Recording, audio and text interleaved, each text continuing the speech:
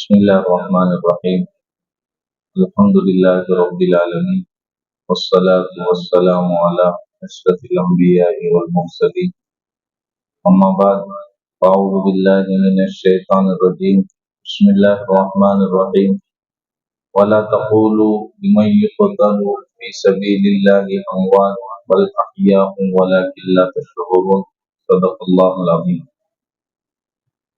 جو ہمارا ملک ہے ہندوستان، اس ملک کی آزادی میں مسلمانوں کا بہت بڑا رول رہا ہے۔ اصل میں یہ جو ہمارا اسکول کا جو نظام ہے، تعلیمی نظام، تو اس میں مسلمانوں کی قربانیوں کو بیان نہیں کیا جاتا۔ مسلمانوں کے ساتھ یہ تعصب برتا جاتا ہے کہ مسلمانوں کی قربانیوں کو چھپایا جائے۔ اب ہم نے اسکول میں پڑھا، سب کے پاس ایک سبجیکٹ ہسٹری کا تھا، لیکن آپ دیکھیے کہ اس میں مسلمان کی قربانی کو کہاں بیان کیا جاتا ہے۔ ایک دو چار نام بیان کیے جائے گئے، اور اب جو موجودہ نظام ہے، نصاب ہے، اس میں تو بالکل ہی مسلمانوں کی قربانیوں کو چھپایا جاتا ہے۔ بلکہ ایک تھا کہ قربانی کو چھپانا، اور ایک ہے کہ پھر مسلمانوں کے بارے میں بدظن کرنا کہ ان کی کوئی قربانی بھی نہیں ہے۔ اب یہ ہمارا ایک نوجوان طبقہ ہے، انہوں نے زندگی میں پڑھا ہی نہیں کہ بھائی کیا تھی قربانی، ان کو معلوم ہی نہیں۔ تو اب وہ دل میں ایک احساس کمتری ہوتی ہے کہ اس ملک کے لیے ہماری کوئی قربانی نہیں ہے۔ تو اس کے لیے ہم نے یہ موضوع رکھا خاص طور پر کہ مختصر انداز میں آپ کے سامنے کچھ تاریخ آئے کہ بھائی ہمارے بڑوں نے کیا قربانی دی۔ اور ایک اصول یاد رکھیے کہ تاریخ کا علم ہر قوم کی ترقی کے لیے ضروری ہوتا ہے۔ اپنے بڑوں کی تاریخ کا علم کہ کیا ہوا تھا، کیسے ہوا تھا، اس سے بندہ عبرت لیتا ہے، اور اس کے اندر ایک جذبہ پیدا ہوتا ہے کہ میرے بڑے ایسے تھے تو مجھے کیا کرنا ہے۔ تو سب سے پہلے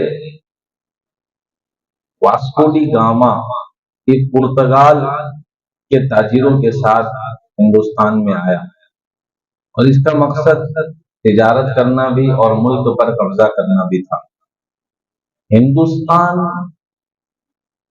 جب مغلوں کی حکومت تھی، مسلمانوں کی حکومت تھی، اس وقت ہندوستان کی حالت کیا تھی؟ ہندوستان قرضے میں تھا، یہاں کا جی ڈی پی کا لیول کیا تھا؟ پریشان تھا۔ تو ہندوستان دنیا کے اندر سونے کی چڑیا کہا جاتا تھا۔ ہندوستان کو سونے کی چڑیا کہا جاتا تھا۔ مسجدیں محفوظ تھی، مندر محفوظ تھے، لوگ محفوظ تھے، اور امن و امان تھا۔ یہ حالات تھے اس وقت۔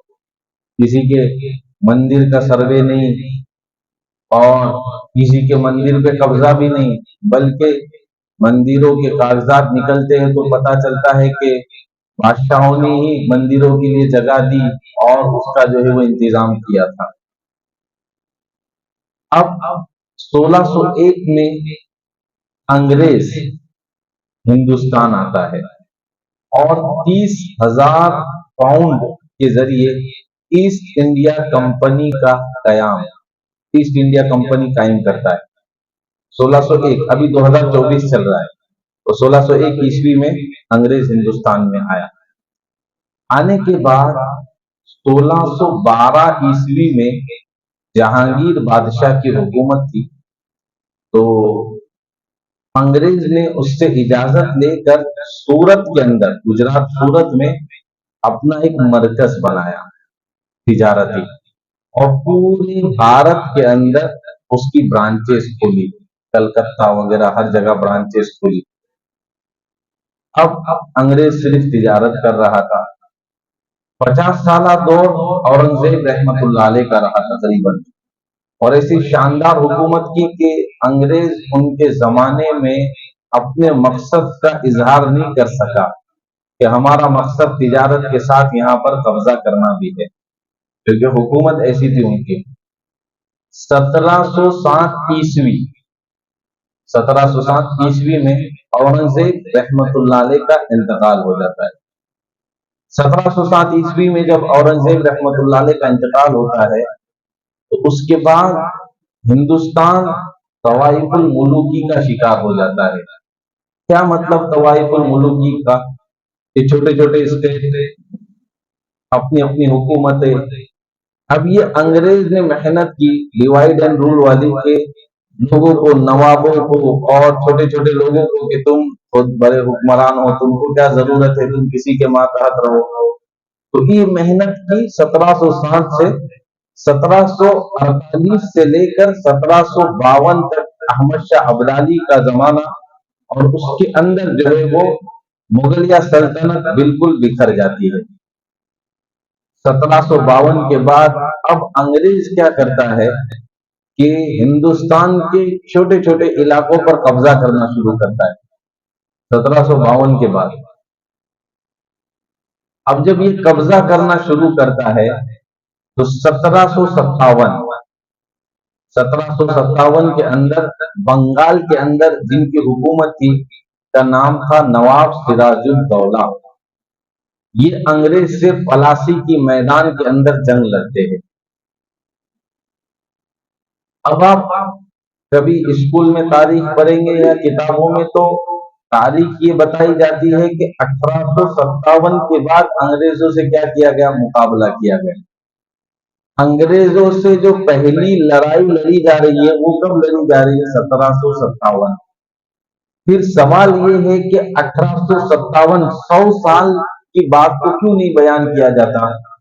کیونکہ 1857 کی جنگ آزادی تک انگریزوں سے صرف مسلمانوں نے لڑا تھا، مسلمانوں کے علاوہ کسی نے نہیں لڑا۔ وجہ کیا تھی؟ یہ بھی بات ہوگی نا کہ بھائی صرف مسلمان کیوں لڑ رہے تھے، کیوں ایسا ہوا؟ اس لیے کہ انگریزوں نے ملک کس سے چھینا تھا؟ مسلمانوں سے چھینا تھا۔ تو مسلمانوں کو یہ احساس تھا کہ یہ ملک ہم سے چھینا گیا ہے، اور جو دوسرے لوگ تھے وہ تو تھے کہ بھائی ہم پہلے والوں کی بھی رعایت ہے، ان کی بھی رعایت ہے، ان کو کوئی فرق نہیں پڑ رہا تھا۔ پہلوں کے بھی غلام تھے اور ان کے بھی غلام ہیں، ان کو کوئی فرق نہیں پڑ رہا تھا۔ فرق تو اس کو پڑ رہا ہے جس کے آپ گھر سے نکالیں گے، گھر کا جو مالک ہے اس کو گھر سے نکالیں گے تو اس کو فرق پڑے گا۔ تو انگریزوں نے چونکہ ملک مسلمانوں سے چھینا تھا تو مسلمان اس کے لیے لڑ رہا تھا۔ 1857 کے اندر سب سے پہلے پلاسی کے میدان میں نواب سراج الدولہ نے مقابلے کے لیے آئے۔ اب اس وقت کلکتہ کے اندر انہوں نے ایک بہت بڑا اپنا فوجی قلعہ بنا لیا تھا۔ یہ کیا کرتے تھے؟ یہاں سے مال ایکسپورٹ کرتے تھے اور وہاں سے امپورٹ کرتے تھے، لیکن اس تجارتی مال کے اندر یہ برطانیہ سے ہتھیار بھی لاتے تھے، انگلینڈ سے ہتھیار بھی لاتے تھے، اور لا کر اس کا ذخیرہ جمع کرتے جا رہے تھے۔ اب یہ قوم ایسی تھی کہ جن کے بارے میں یہ کہا جاتا تھا کہ ان کی حکومت میں سورج غروب نہیں ہوتا، ان کا یہ حال تھا حکومت کا، لیکن قربانیاں بھی دیتے تھے وہ لوگ۔ تو انہوں نے کلکتہ کے اندر اپنا پہلے سے ہی ہتھیار جمع کر کے رکھے تھے، فوج تیار کر کے رکھی تھی۔ اب نواب سراج الدولہ کی فوج کے سامنے انگریزوں کی فوج کوئی اہمیت نہیں رکھتی تھی، نواب صاحب کی بڑی حکومت تھی، لیکن انگریز نے ایک تو اب اس کو قبضہ کرنا ہے، اور مسلمانوں کی 1400 سال کی تاریخ یہ ہے کہ اس امت کو مسلمانوں سے جتنا نقصان ہوا کسی اور سے اتنا نقصان نہیں ہوا۔ انگریزوں نے کیا کیا؟ نواب سراج الدولہ کے ماموں جو وزیر اعظم تھے، ان کے فوج کے ذمہ دار تھے میر جعفر، ان کو خرید لیا، حالانکہ سگے ماموں ہیں، ان کو خرید لیا۔ ان سے یہ کہا کہ تم کو ہم بنگال کی حکومت دے دیں گے۔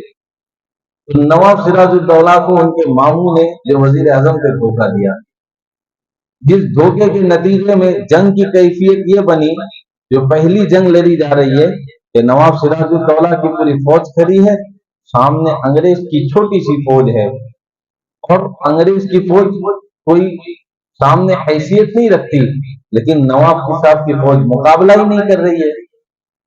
क्यों? क्योंकि बिक चुका था मामला। तो जब मामला गड़बड़ में आया तो नवाब सिराजुद्दौला उसमें शहीद हो गए और उनको शिकस्त हो गई और अंग्रेज जो है वो जीत गए।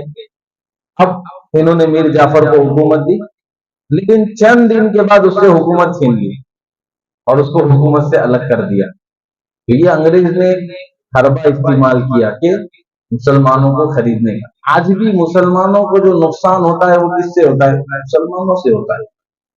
यह हकीकत है। 1857 के बाद अब अंग्रेज कब्जा करते जा रहा है। तो एक ऐसा अंग्रेज का मुकाबिल है जो मैसूर के अंदर, इनका नाम हैदर अली था। 1882 के अंदर उनके बेटे फतेह अली खान, जिनको दुनिया सुल्तान टीपू के नाम से जानती है, वो हुक्मरान बनते हैं 1882 में। हुक्मरान बनते ही 1883 के अंदर अंग्रेज से जंग लड़ते हैं, अंग्रेज को शिकस्त होती है। 4 लड़ाइयां इन्होंने अंग्रेज से लड़ी, 3 में अंग्रेज को शिकस्त दे दी। अब अंग्रेज शिकस्त हुई तो अब पूरी कोशिश की अब इसको हमको खत्म करना है, क्योंकि यहां उनको शिकस्त का सामना करना पड़ा। तो 1700 की बात हो रही थी।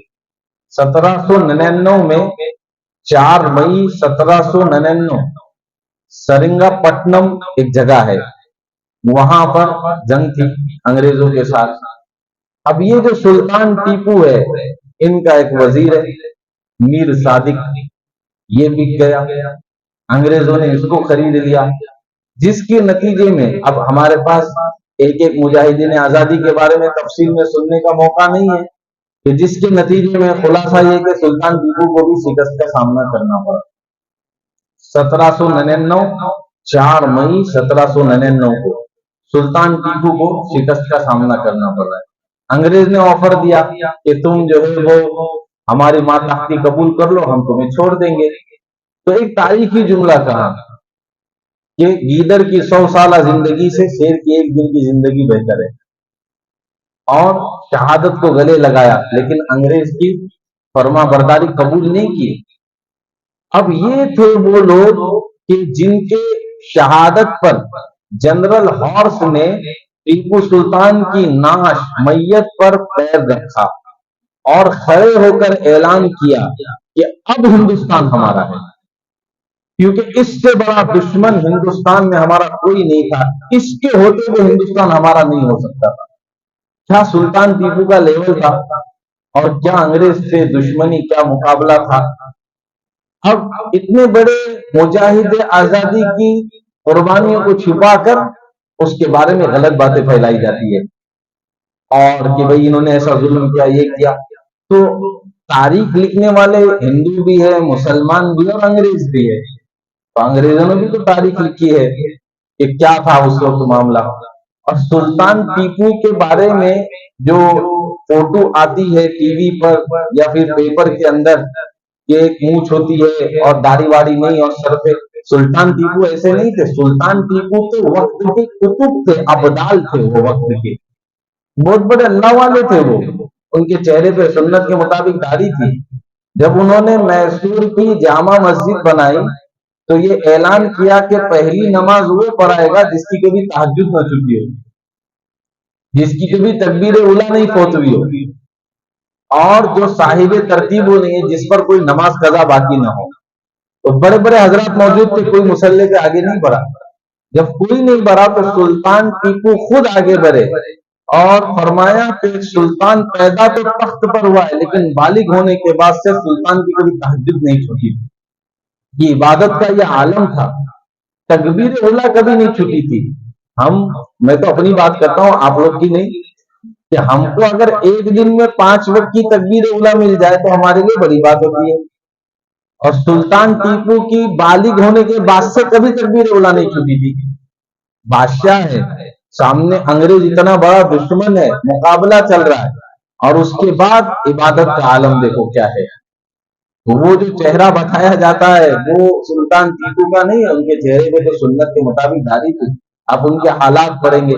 और मैं इस मजलिस से ये पैगाम देना चाहता हूं کہ ہمارے اندر، کیونکہ دیکھیں ایک مجلس میں یہ 35-40 منٹ کی مجلس ہے، اس میں 250 سالہ تاریخ 300 سالہ تاریخ تو بیان نہیں کی جا سکتی. اشیران مالٹا، بڑی بڑی کتابیں ہیں، تاریخ ہند، بہت ساری کتابیں آپ کو ملیں گی آزادی پر. ہم اس پیغام آپ کو، اپنے آپ کو اور آپ کو یہ دینا چاہتے ہیں کہ ہمارے اندر ایک شوق پیدا ہو جائے اور ہم تاریخ کو پڑھیں. ہم اپنے اوقات کو موبائل پر ادھر ادھر ضائع کرنے کے بجائے تاریخ کو پڑھیں.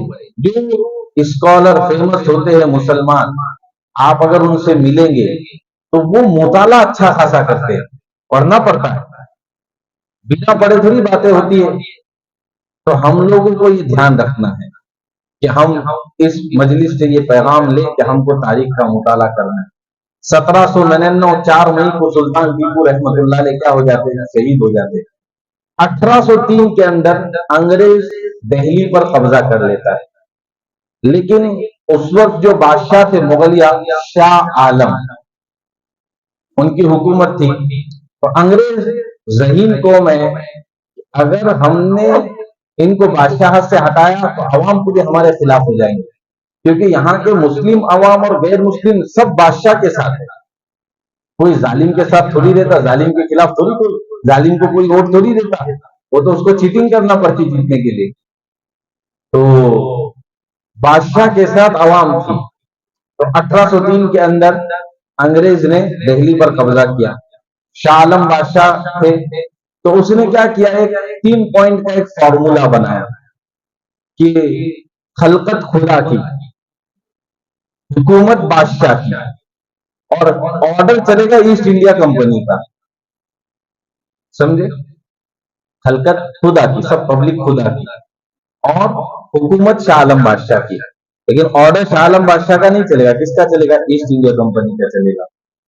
اب یہ جب سچویشن ہو گئی انڈیا کے اندر، ہندوستان کے اندر، تو شاہ عبد العزیز رحمت اللہ علیہ نے اس سے پہلے بھی اور اس وقت انگریز کے خلاف جہاد کے فرض ہونے کا فتویٰ دے دیا. اب شاہ عبد العزیز رحمت اللہ علیہ یہ شاہ ولی اللہ رحمت اللہ علیہ کے بیٹے تھے. ان کے فتوے پر جو ہے وہ بالکل ہنگامہ ہو گیا، اور خانقاہ سے شیخ باہر، مدرسے سے بخاری پڑھانے والا چھوڑ کر باہر، اور سارے جو علماء تھے خاص طور پر اور مسلمان، کہ اب انگریز سے لڑنا کیا ہو چکا ہے؟ فرض ہو چکا ہے. ہندوستان کو دارالحرب قرار دیا کہ اب یہاں پر لڑنا ہمارے اوپر فرض ہو چکا ہے. اب ایک بات سوچیے کہ شاہ عبد العزیز رحمت اللہ علیہ کو انگریز کے خلاف فتویٰ دینا، جس کی حکومت کیسی تھی کہ سورج نہیں غروب ہوتا، اس حکومت کے خلاف فتویٰ دینا یہ گیا اپنے موت کو دعوت دینا تھا. لیکن وہ بات تھی نا کہ ہمارے کو موت ایسی پسند ہے جیسے ہمارے دشمن کو زندگی پسند ہے. کسی کا مقولہ ہے نا، جن کی شہادت ابھی ہوئی، کہ ہم کو موت ایسی پسند ہے جیسے تم لوگوں کو زندگی سے محبت ہے. تو شاہ عبد العزیز رحمت اللہ علیہ کے فتوی پر انگریز نے اس کو نوٹ کیا. سب سے پہلے جس مدرسے میں وہ پڑھاتے تھے اس کو بارود کے اوپر اڑا دیا، توپ سے اڑا دیا. جتنے بچے اندر پڑھتے تھے سب شہید، کچھ بچے تو ان کو زہر دے کے مار دیا. اور شاہ عبد العزیز رحمت اللہ علیہ کو بہت تکلیفیں دی الگ الگ طریقے سے، یہاں تک کہ ان کو بھی موت شہادت مل گئی. ان کے دو شاگرد تھے، شاگرد بہت سارے تھے. ایک تھے شاہ اسماعیل شہید رحمت اللہ علیہ، اور ایک سید احمد شہید رحمت اللہ علیہ. اب یہ 1803 کے بعد یہ جو دو شخص تھے، سید احمد شہید رحمت اللہ علیہ اور شاہ اسماعیل شہید رحمت اللہ علیہ، یہ دونوں نے انگریزوں کے خلاف بڑی محنت کی. اور کیسی محنت ہوتی تھی پتہ ہے؟ کہ گاؤں گاؤں لوگوں کے پاس جاتے تھے اور ملتے تھے کہ بھائی آپ کا ایک بچہ ہم کو شہادت کے لیے چاہیے. کیسی تشکیل ہوتی تھی؟ چند دنوں کی، چند مہینوں کی نہیں، تشکیل شہادت کی. آپ اپنا ایک نوجوان انگریزوں کے خلاف شہادت کے لیے ہم کو دے دو. اور مسلمان ماں باپ کا جگر کہ وہ اپنے نوجوانوں کی قربانیاں، اپنے نوجوانوں کو انگریز کے خلاف دیتے جاتے رہتے. ایسی فوج بنائی ان دونوں نے مل کر، شاہ اسماعیل شہید رحمت اللہ علیہ اور سید احمد شہید. ایک ہندو مورخ لکھتا ہے، نام ذہن سے نکل گیا، کہ انگریز 3 کتاب سے بہت ڈرتا تھا. ایک مولانا اسماعیل شہید رحمت اللہ علیہ کی تقویت الایمان سے بہت ڈرتا تھا. سید احمد شہید رحمت اللہ علیہ کے ملفوظات سے بہت ڈرتا تھا. اور شرح وقایہ ایک کتاب ہے, اس کے اندر ایک پارٹ ہے کتاب الجہاد, اس سے بہت ڈرتا تھا. 3 چیزوں سے بہت ڈرتا تھا. وجہ کیا تھی؟ اس لیے کہ شاہ اسماعیل شہید رحمت اللہ علیہ نے جو کتاب لکھی تھی تقویت الایمان, اس کے اندر کفر اور شرک کو بہت ڈیٹیل میں بیان کیا تھا اور توحید کو بہت ڈیٹیل میں بیان کیا تھا. اور یہ اصول ہے کہ جو قوم حق پر ہوگی, جو توحید کی دولت سے مالا مال ہوگی, جس کے پاس توحید کی دولت ہوگی, اسے کوئی شکست نہیں دے سکتا, وہ ناکام نہیں ہو سکتی. شکست تو ہوتی ہے, ناکام نہیں ہو سکتی. شکست الگ چیز ہے اور ناکام ہونا الگ چیز ہے. شکست کھانا الگ چیز ہے اور ناکام ہونا الگ چیز ہے. فتح پانا الگ چیز ہے اور کامیاب ہونا الگ چیز ہے. کیسے؟ حضرت حسین رضی اللہ تعالیٰ عنہ کو کربلا کے میدان میں کیا ہوئی؟ شکست ہوئی, لیکن حسین رضی اللہ تعالیٰ عنہ ناکام نہیں ہوئے, کامیاب ہوئے. تو شکست کے باوجود کیا ہو گئے؟ کامیاب ہو گئے. یزید کو کربلا کے میدان میں فتح ہوئی ہے لیکن وہ کامیاب نہیں ہوا ہے. تو تقویت الایمان کے اندر مسلمانوں کو عقیدے پہ سمجھایا گیا تھا. آج ہم اس مجلس میں یہ بات سمجھتے ہیں, آج بھی مسلمانوں کو توحید کے عقیدے پر آنا بہت ضروری ہے, عقیدے کو سیکھنا بہت ضروری ہے. کفریہ شرکیہ عقیدے سے اپنے آپ کو بچانا بہت ضروری ہے, کیونکہ انگریز ڈرتا تھا کہ ان کے اندر توحید کا پاور آئے گا تو یہ ہمارے مقابلے میں کھڑے رہیں گے. ملفوظات میں بھی ایسی باتیں تھی, اور کتاب الجہاد شرح وقایہ کا تو انگریز کے خلاف پڑھا کرتا تھا, ان کتابوں سے وہ ڈرتا تھا. تو ان دونوں نے محنت کی. اب انگریز نے ایک یہ بھی حالات بنے یا انگریز نے محنت کی کہ سکھوں کو مسلمانوں کے خلاف کھڑا کر دیا. اب یہ دونوں سکھ مسلمانوں پر بڑے ظلم ڈھائے. رنجیت سنگھ وغیرہ کے آپ حالات پڑھیں گے, بہت ظلم ڈھائے مسلمانوں کے اوپر. تو اس وقت ان دونوں نے جو ہے وہ سکھوں سے مقابلہ کیا, اور بالا کوٹ کی پہاڑی کے اندر یہ لوگ تھے. وہاں ایک بڑی جنگ ہوئی اور اس میں شاہ اسماعیل شہید رحمت اللہ علیہ شہید ہوں گے, اور اکثر لوگ جو وہ شہید ہو گئے اور ان لوگوں کو شکست ہو گئی. اب اس میں بھی آپ جب پڑھیں گے نا تو اس میں غداری اپنے لوگوں نے کی تھی, کہ مسلمانوں کا پتہ بتانا وغیرہ یہ سب اپنے لوگوں نے کیا تھا. تو یہ جو ہے وہ یہاں پر بھی مسلمانوں کو شکست کا سامنا کرنا پڑا. اب وقت آگے بڑھتے گیا, 1857 آتا ہے, 1857 عیسوی. اس میں جو جنگ لڑی گئی ہے جس کا نام ہے تحریک آزادی. اس جنگ کا نام کیا تھا؟ تحریک آزادی. مسلمانوں نے بڑی قوت کے ساتھ انگریز کا مقابلہ کیا اس میں, اور یو پی اور بہار یہ دو اسٹیٹ خاص طور پر ہے جہاں کے مسلمانوں نے بڑی قربانیاں دی ہیں. تو مظفر نگر میں شاملی کا میدان اور امبالہ کا میدان, یہ 2 جگہ پر جو ہے وہ محاذ قائم کیے گئے. لوگ 2 جگہ پر, امبالہ کے میدان میں جو محاذ قائم کیا گیا, یہاں فوج جمع کی گئی, اس کے سپہ سالار تھے مولانا جعفر تھانیسری رحمت اللہ علیہ. اور شاملی کے میدان میں جو فوج جمع کی گئی تھی اس کے ذمہ دار سپہ سالار تھے حاجی امداد اللہ مہاجر مکی رحمت اللہ علیہ. اور اس کے اندر مولانا قاسم نانا توئی جنہوں نے دیوبند بنایا, مولانا رشید احمد گنگوئی, حافظ ضامن, بڑے بڑے علماء اس کے اندر موجود تھے. اب 1857 کے اندر لڑائی ہوئی, اور ایسی زبردست لڑائی ہوئی ہے کہ آپ اللہ کی قسم تاریخ کریں گے 2 لاکھ مسلمان شہید ہوا اس کے اندر. کتنے لاکھ؟ اور تاریخ میں لکھا ہے 51,500 علماء شہید ہوئے تھے. 51,500 نہیں, 51,500 علماء شہید ہوئے. چلیے اس زمانے میں مدرسے بھی بہت تھے, صرف دہلی کے اندر 1,000 مدرسے تھے. دہلی اس وقت بہت چھوٹی تھی, اور ایسا تھا کہ ہر 10 قدم پہ آپ کو ایک حافظ عالم ملے گا. علماء بہت سارے تھے اس وقت, بہت مدرسوں کا ماحول تھا. تو 51,500 تو علماء شہید ہوئے اور باقی عام مسلمان شہید ہوا تھا 2 لاکھ. یہ شکست کیوں ہوئی یہاں پر مسلمانوں کو دونوں میدان میں؟ اس کی 2 بنیادی وجہ تھی. ایک، مسلمانوں کے پاس ساز و سامان کی کمی، ہتھیار کی کمی، اور دوسرا وہی کہ اپنوں نے وہاں بھی کیا کیا تھا، دھوکہ دیا تھا. اب 1857 کے بعد کیونکہ اس میں مسلمان 2 لاکھ شہید ہوئے تو انگریز کو بھی بہت نقصان ہوا تھا اس کے اندر. تو انگریز بہت آنکھ بگولا ہو گیا. پارلیمنٹ کے اندر یہ بات آئی کہ ہم اپنی حکومت ہندوستان کے اندر مستحکم یعنی مضبوط کرنے کے لیے کیا کرنا ہے. تو ان کے جو بڑے بڑے دانشور تھے اس میں ایک سب سے بڑا نام آتا ہے ڈاکٹر ولیم کا. اس نے جو ہے وہ رپورٹ لکھی اور اس کی رپورٹ کو بہت اہمیت دی جاتی تھی. اس نے رپورٹ لکھی کہ ہندوستان میں صرف ایک قوم بیدار ہے بس، جو انگریزوں کے خلاف جن کے اندر جذبہ جہاد ہے، وہ ہے مسلمان. یہ انگریزوں کی باتیں ہیں جو انہوں نے لکھی کہ ہندوستان میں 1857 پہ جو رپورٹ بن رہی ہے 1857 کے بعد، کہ صرف ایک قوم ہے جو بیدار ہے جس کا نام ہے مسلمان.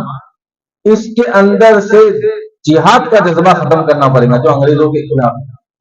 اور اس جذبے کو ختم کرنے کے لیے 2 کام پہلے کرنا پڑیں گے. ایک، قرآن کو ختم کرنا پڑے گا اور دوسرا ان کے علماء کو ختم کرنا پڑے گا.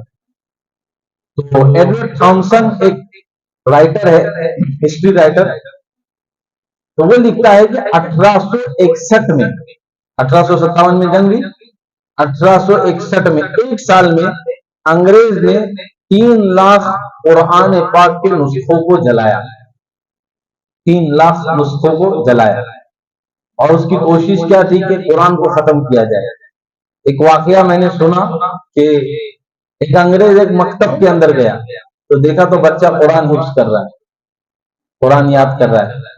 تو انگریز کہنے لگا کہ کتابوں کو تو جلاؤں گے، ان سینوں کا کیا کروں گے جن کے اندر قرآن محفوظ ہے. سینوں کا کیا کروں گی جن کے اندر قرآن کیا ہو رہا ہے، محفوظ ہو رہا ہے. 1864 سے 1867 67 تک 3 سال ایڈورڈ تھامسن لکھتا ہے کہ یہ 3 سال ہندوستان میں ظلم اور بربریت کے بہت بڑے اہم 3 سال رہے، کہ جس میں ان 3 سالوں میں انگریز نے علماء کے لیے عام سزا کی کوشش کی. اب وہ لکھتا ہے، میں اس کی باتیں آپ کو نقل کرتا ہوں، کہ روزانہ لاہور کی شاہی مسجد کے باہر ایک پھانسی کا پھندا، 80 علماء کو روزانہ پھانسی دی جاتی تھی. دریائے راوی وہاں پر، اس میں بوریوں میں بند کر کے علماء کو اندر پھینکا جاتا تھا، اوپر سے گولیاں مار دی جاتی تھی. سوروں کی کھال میں لپیٹ کر آنکھ کے اندر ڈال دیا جاتا تھا. اور وہ لکھتا ہے کہ دہلی کی جامع مسجد سے لے کر چاندنی چوک سے، دہلی کے چاندنی چوک سے لے کر خیبر تک کوئی درخت ایسا نہیں تھا جس پر کسی حافظ عالم کی لاش لٹکی ہوئی نہ ہو. ہر درخت پر بندہ گلے میں ڈال دیا جاتا، ہاتھی پر بٹھایا جاتا، ہاتھی آگے بندہ لٹکتے رہ جائے. توپ کے اوپر رکھ کے چھتڑے اڑا دیتے تھے. 15,000 علماء کو 3 سال کے اندر شہید کیا گیا. 1866 تک 15,000 علماء کو شہید کیا گیا. وہ خود لکھتا ہے ایڈورڈ تھامسن کہ میں اپنے خیمے میں آیا تو مجھے جلنے کی اسمیل آئی، تو میں گیا تو دیکھا تو کچھ مولویوں کو آگ پر جلایا جا رہا تھا اور 40 اور مولویوں کو پکڑ کے لایا گیا. ان کے کپڑے اتارے گئے اور ان سے کہا گیا کہ بس ایک سینٹنس بول دو، ایک جملہ بول دو کہ 1857 کی جنگ آزادی میں ہم انگریزوں کے خلاف نہیں تھے، بس اتنا بول دو ہم تم کو چھوڑ دیں گے. یعنی زندگی کے لیے تم کو کیا بولنا ہے، ایک جملہ. شرکیہ کفریہ کہ تم اس کو خود نہیں، بس اتنا بول دو کہ تم انگریزوں کے خلاف نہیں ہو، 1857 کی جنگ میں تم شریک نہیں تھے. اے مولویوں، یا تو تم کو ایسا جلائیں گے، اگر تم نے بولا تو تم کو چھوڑ دیں گے. وہ لکھتا ہے کہ مجھے پیدا کرنے والے کی قسم 40 جل گئے لیکن کسی نے اپنی زبان سے نہیں کہا کہ ہم تمہارے خلاف نہ. یہ اس کو آسان ہے یہ قربانی. کوئی معافی نامے لکھے اپنی زندگی کو بچانے کے لیے، بیوی تو ان کے پاس بھی تھی، اولاد تو ان کے پاس بھی تھی، لیکن نہیں، یہ ملک کو آزاد کرنا ہے. ملک کو آزاد کرنا ہے. اللہ کی قسم مسلمانوں کا اتنا خون اور بہا ہے، دوسری قوموں کا تو اتنا پسینہ بھی نہیں بہا ہوگا. آپ دیکھیے اگر اللہ نے یہ زمین کو بولنے کی اجازت دی اور اس نے بتایا کہ کتنے مسلمان اس میں آزادی کے لیے دفن ہوئے، شہید ہوئے، تو یہ لوگ حیران ہو جائیں گے کہ یہ کتنے مسلمانوں کی قربانیاں ہیں. ایک منیر بیگ تھا اور ایک برہمن تھے، ہریانہ میں دونوں انگریزوں کے خلاف لڑتے تھے، دونوں پکڑے گئے. تو انگریز نے کہا کہ ان کو ایسی سزا دینے کی کہ کوئی الگ سزا. بولے کیسے؟ بولے یہ مسلمان ہے، اس کیس میں کیا ہوتا ہے، مرنے کے بعد دفن کرتے. یہ ہندو ہے، اس کیس میں جلاتے. اس مسلمان کو زندہ جلا اور اس کو زندہ دفن کر دو. دونوں کے ساتھ ایسا سلوک کیا گیا. اور وہ لوگ ظلم کی ایسی داستان پیش کر رہے تھے تاکہ دوسرے لوگ ڈر جائے، پیچھے ہٹ جائے. اب یہ جو 1866 ہے نا، اس کے بعد ہے نا ہندوستان میں جو حالات تھے وہ یہ تھے کہ مسلمانوں کے لیے ملک کو آزاد کرنا ایک مسئلہ تھا. ساتھ میں ہزاروں لاکھوں مسلمان شہید ہو گئے تھے، تو ان کی عورتیں بیوہ تھیں، ان کے بچے یتیم تھے. انگریز نے کیا کیا کہ بہت سارے یتیم خانے کھولے، بیوہ خانے کھولے، اور اس میں عورتوں کو رکھا، بچوں کو رکھا، اور ان کو ان کی تربیت اور ان کو تعلیم اپنے مذہب کی دینے لگے. تو اب مسلمانوں کے سامنے ایک چیلنج یہ پہلے سے تھا، لیکن اس وقت بہت زور پر آ گیا کہ ایک ملک کو بچانا اور ایک اپنی نسل کے ایمان کو بچانا. اب علماء نے اس کے لیے اب محنتیں کی. 1866 کے بعد دیوبند کا قیام ہوا، مدرسے کا. جو دیوبند مدرسہ بنا اس کا مقصد یہ تھا کہ انگریز کے خلاف مجاہدین تیار کرنا اور علماء تیار کرنا. یہ دیوبند کی تاریخ ہے کہ اس کو کوئی مذہب والا کھڑے ہو کر یہ نہیں بول سکتا کہ ہمارا یہ ادارہ اس لیے بنا تھا. واحد ایک دیوبند ہے جو اس لیے بنایا گیا کہ یہاں سے انگریز کے خلاف مجاہدین تیار ہوں گے اور علماء تیار ہوں گے. اور وہ مدرسے کا قیام اور عوام جو کفر و شرک کی طرف جا رہی تھی ان کے ایمان کی حفاظت کی فکر. یہ کوئی آسان بات نہیں کہ لاکھوں مسلمان شہید ہو گئے، ان کی بیوہ عورتیں ہیں، یتیم بچے ہیں، ان کے اوپر کون محنت کرے گا. تو اس زمانے میں علماء نے بڑی قربانیاں دی. باقاعدہ انگلستان سے، برطانیہ سے پادری آتے تھے اور محنت کرتے تھے اور چیلنج کرتے تھے اور مقابلہ ہوتا تھا اور بحث ہوتی تھی بڑے بڑے لیول پر، اور اللہ کے احسان سے ہر جگہ ان کو شکست ملتی تھی. لیکن یہ گراؤنڈ لیول پر کام کرتے تھے اور اپنے مذہب کے لوگوں کو دعوت دیتے تھے. تو اس میں بھی مسلمانوں نے جو ہے وہ بڑی محنت کی، ان کا مقابلہ کیا. مذہب کو ان لوگوں نے محنت کی. آج ہم مسلمان گھرانوں میں پیدا ہوئے، یہ بات یاد رکھیے، وہاں محنتیں بھی، وہاں قربانیاں دی گئی ہے. اگر اس تاریخ کو بیان کیا جائے کہ کس طرح انہوں نے کرسچینٹی کو پھیلانے کی محنت کی اور کس طرح مسلمانوں نے ان کا مقابلہ کیا، تو یہ ایک مستقل موضوع ہے. کتنے ان کے ساتھ مناظرے، کس طرح کی محنتیں. تو اس کے بعد آگے زمانہ بڑھتے جاتا ہے اور اس دیوبند کا جو پہلا شاگرد ہوتا ہے جس کا نام ہوتا ہے شیخ الہند مولانا محمود، اور یہ جو بندہ ہوتا ہے یہ انگریز مورخ لکھتا ہے کہ سلطان ٹیپو کے بعد اتنا بڑا دشمن انگریز کا کوئی پیدا نہیں ہوا تھا. یہ جو شیخ الہند رحمت اللہ علیہ تھے، یہ انہوں نے ایک بڑی تحریک چلائی تھی جس کا نام تھا ریشمی رومال تحریک. اور رومال کے اندر پورا پلان، اور انہوں نے مولانا عبید اللہ سندھی رحمت اللہ علیہ کو بھیجا، اور ایسے وقت میں بھیجا کہ داڑھی پھوٹ رہی تھی. یہ جو جوان بچے نا داڑھی پھوٹ رہی ہے، اور کہا کہ افغان کو تیار کرو انگریز کے خلاف، ترکی کو تیار کرو، اور ان کو وہاں پر محنت کرنے کے لیے بھیجا. وہ گئے اور محنتیں کی، اتنے سال لگے کہ جب واپس لوٹے تو داڑھی سفید ہو چکی تھی، کئی بال سفید ہو چکے تھے. زندگی کا ایک حصہ وہاں گزارا. اب شیخ الہند رحمت اللہ علیہ نے ریشمی رومال تحریک چلائی، لیکن وہی بات بس اللہ کا ایک تقویدی نظام ہے کہ کامیابی قریب آ رہی ہے اور پھر اپنوں کی دگا، اور وہ پوری تحریک انگریز کے سامنے آ گئی. اور شیخ الہند مکہ میں تھے، مکہ کا جو گورنر تھا اس کو اپنے ساتھ کر لیا اور شیخ الہند کو وہاں سے گرفتار کر کے مالٹا کی جیل کے اندر قید کر دیا.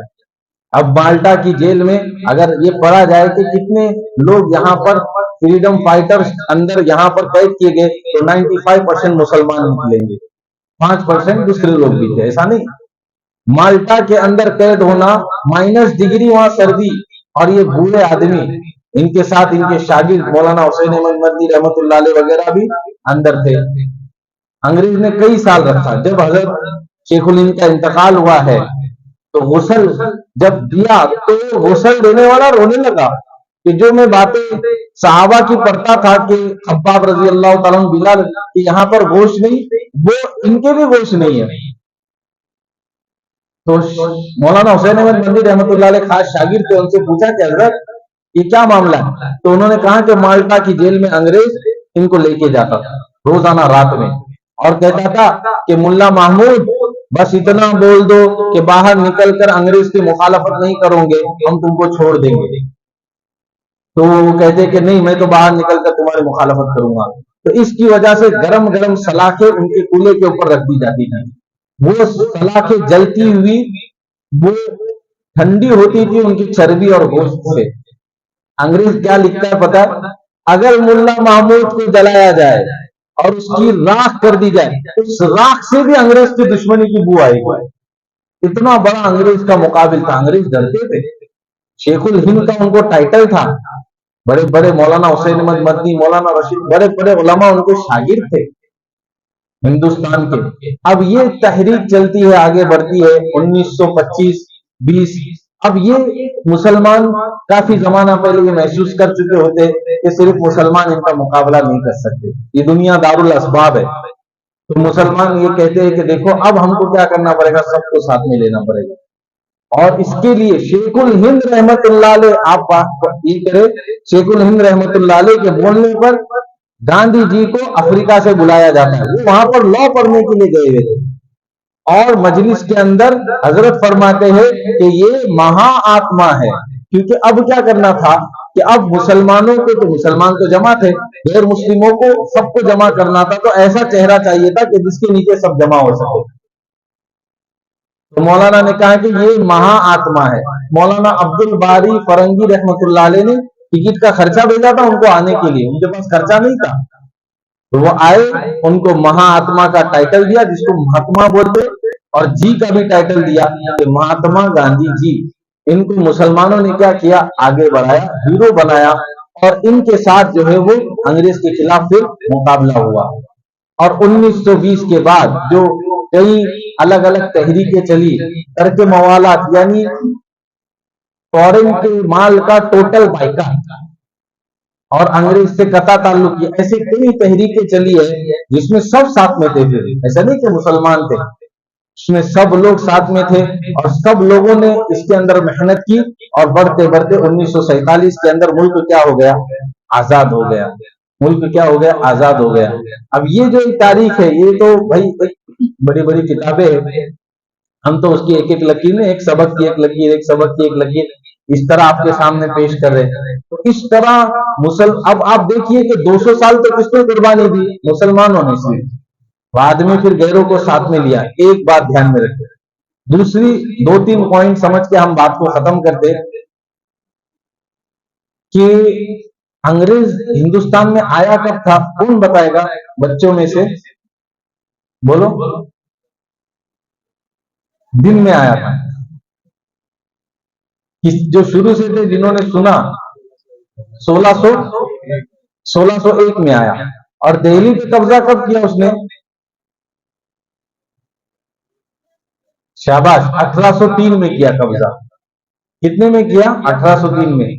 اس کا مقصد تجارت اور ملک پر قبضہ کرنا تھا. کتنے 100 سال لگے اس کو اس بات کو پورا کرنے کے لیے, 200 سال. اب آپ انگریزوں کی اگر تاریخ پڑھیں گے نا تو انگریزوں نے یہاں پر بہت مجاہدہ کیا ہے. یہاں کے موسم کو برداشت کرنا, ان کا کلائمیٹ الگ یہاں کا, تو ان کو بھی جو حکومت ملی تو ایسی نہیں ملی, انہوں نے بھی قربانیاں دی. یہاں کے مچھروں کو برداشت کرنا, یہ ان کی تاریخ میں لکھا ہوا ہے. یہاں کی تکلیفوں کو برداشت کرنا سسٹم ہے اللہ کا, جو دنیا کے لیے قربانی دیتا ہے اللہ اس کے لیے دنیا آسان کر دیتا ہے. تو ہم کو یہ بات سمجھنا ہے کہ 200 سال لگے ان کو اپنے مقصد میں پہنچنے کے لیے, لیکن انہوں نے کیا کیا, محنت کی, کوشش کی, چھوڑا نہیں. ہم 1601 میں جو انگریز آئے تھے نا وہ تو 1803 میں زندہ بھی نہیں ہوں گے, لیکن ان کے آگے کی نسلوں نے کیا کیا, ملک پر حکومت کی. یہ پیغام ہے کہ ہم آج محنت شروع کریں، آج ہم محنت شروع کریں تو آگے چل کر ہماری نسلیں اس کا فائدہ اٹھائیں گی، چاہے ایمان کی حفاظت کی، اعمال کی حفاظت کی، ہر اعتبار سے تو آگے نسلیں فائدہ اٹھائیں گی۔ دوسری بات، ایک بات کہ 1947 میں ملک آزاد ہوا تو اس وقت جو چہرے تھے تو بولے یہ فریڈم فائٹر ہے، یہ فلاں فلاں فلاں فلاں فلاں فلاں، چند مسلمانوں کے نام بھی آتے ہیں۔ اچھا ایک بات بتائیے، ایک پتھر ہے اس پر پانی کا قطرہ گر رہا ہے، گر رہا گر رہا گر رہا، سوراخ ہوتے گیا، ایک قطرہ گرا کہ بالکل پتھر میں کیا ہو گیا، سوراخ ہو گیا۔ تو وہ قطرہ کیا بولتا ہے معلوم ہے؟ یہ سوراخ میں نے کیا۔ تو لوگ بولے نہیں بابا، تو آخری قطرہ ہے لیکن تیرے نہیں، وہ پہلے قطرے کی محنت سے لے کر آخری قطرے کی محنت سے سوراخ ہوا ہے۔ تو 1947 میں ملک آزاد ہوا ہے لیکن وہ 1947 اس وقت جو لوگ موجود تھے نہیں، 250 سال کی محنت ہوئی ہے تب جا کے کیا ہوا ہے، ملک کیا ہوا ہے، آزاد ہوا ہے۔ تو ایک بات، دوسری بات کہ محنت چھوڑنا نہیں ہے، کوشش کرنا ہے، فکر کرنا ہے۔ اب یہ چیز کہ موجودہ حالات میں ملک میں